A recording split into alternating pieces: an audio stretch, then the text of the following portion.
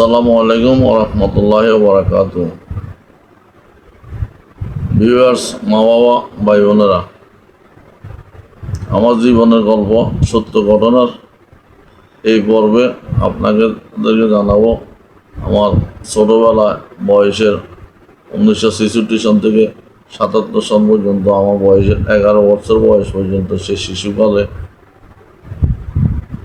গ্রামের স্মৃতি, অজপড়া গায়ে, বাগ বাগিচা, কাঁচা রাস্তা, একা একা স্কুলে যাতায়াত, একা একা বাজারে যাতায়াত, রাত্রেবেলা মসজিদে যাতায়াত, এশার নামাজ পড়ার জন্য, রমজান মাসে তারাবি পড়ার জন্য। এই স্মৃতিগুলোর মধ্যে থেকে কিছু অলৌকিক ঘটনা তখনকার অনুভব করেছিলাম। সে অনুভবের কারণে আজকে আমার এই পর্বে আপনাদেরকে জানানো। আসুন সেই গল্পগুলো করি। প্রথমত আমার মনে পড়ে 3 কিলো 3.5 কিলো রাস্তা বাড়ি থেকে পায়ে হেঁটে রওনা দিতাম প্রাইমারি স্কুলের জন্য। স্কুলে যে একদিন দেখলাম স্কুলে ক্লাস বন্ধ, আমি চলে আসতেছি বিরত দুপুরবেলা 12টা 12:30 এই সময়। স্কুলে আসার সময় কাঁচা রাস্তা, দুই ধারে জমিন, আর জমিনের এক পাশে রাস্তা, পূর্ব পাশে খাল, খালের পর একটা কাজের দিঘি আছে, কাজের দিঘির পাশে রাস্তা, জায়গাটা খুবই খারাপ। বিশাল বড় একটা তাল গাছ আছে, এখানে ভূত পেতের ভয় আছে। বয়স্ক যারা ছিল এরা আমাদেরকে সবসময় সাবধান করতেন, এখানে বেশি অপেক্ষা করা যাবে না। মনে মনে একা একা স্কুলে আসতেছি, রাস্তাটা পার হয়ে আসবো, আশেপাশে কোনো বাড়িঘর নেই, রাস্তার দুই পাশে জমিন আর জমিন, রাস্তাটা ক্রস করতে হবে। মনে ভয় আছে যে তাল গাছের ওই জায়গাটার পাশে দিয়ে যাওয়ার সময় যেহেতু একা, আরো দুপুরবেলা, যাক আল্লাহর হুকুম, আল্লাহ স্মৃতি হিসাবে দেখাইলো। তো দেখলাম আমি রাস্তা দিয়ে হাসতেছি, রাস্তার পাশে খাল, খালের পরে ক্ষেতের আইল।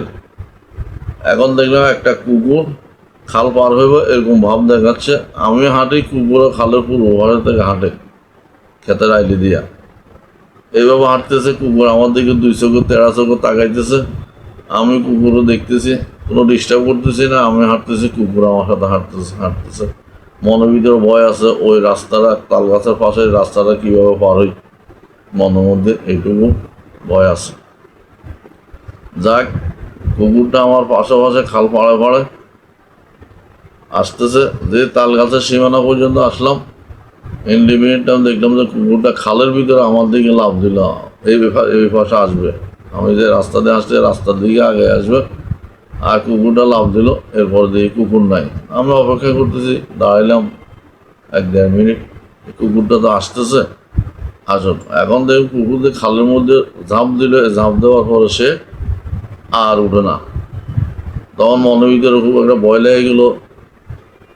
অনেকক্ষণ অপেক্ষা করে কুকুর না দেখে তখন মনে আসছে তাল গাছের নিচে আসে, এখানে তো ভূতপ্রেতের সম্ভাবনা আছে, মুরব্বীকে শুনছি। এটা শোনার পরে তো দিলাম দৌড়। এই দৌড়াতে মনের ভিতরে যাইলাম, মুরব্বীদেরকে বললাম বাড়িতে যাইয়া এই অবস্থা, একটা কুকুর আমার জায়গাটা তো খুব খারাপ, আল্লাহ বাঁচাইছে, তুই এই রাস্তা কোনো সময় একা একা আসবি না, বন্ধু বান্ধব আরও হলো বললে একসাথে আসবি। আমি তো জানি না, স্কুল আজকে বন্ধ, স্কুলেও চলে গেলাম। এখন এমন সময় নামাজের আগে 12টার পরে, জোহর নামাজের সময়, এই সময়টা খুবই খারাপ। এখন কুকুরের এই ইতিহাসটা জানার পর বুঝলাম যে না, কুকুর দিন আকৃতি ধরে বা ভূত পেতে আকৃতি ধরে এই ধরনের সমস্যা করে দেয়, মাথার ভিতরে ঢুকলো। কুকুর, বিড়াল এগুলা জিন ভূতের চেহারা ধরা এই ধরনের আকৃতি নিতে পারে। এই সম্বন্ধে একটু অভিজ্ঞতা হলো। পরবর্তীতে আরেকদিন আমার বাড়ির পূর্ব সাইডে কবরস্থানে পাশের রাস্তা, কাঁচা রাস্তা, মানুষ চলাফেরা করে খুব কম। আমার পাশের বাড়ির আমার সিনিয়র ভাই, অনেক বড় ভাই, আমার থেকে আরও 15 বছরও বড় হবে। আমি তো মনে করেন 11 বছর বয়সের মধ্যে আছি, তাহলে সে 15 বছর উপযুক্ত শেয়ানা হয়েছে সে।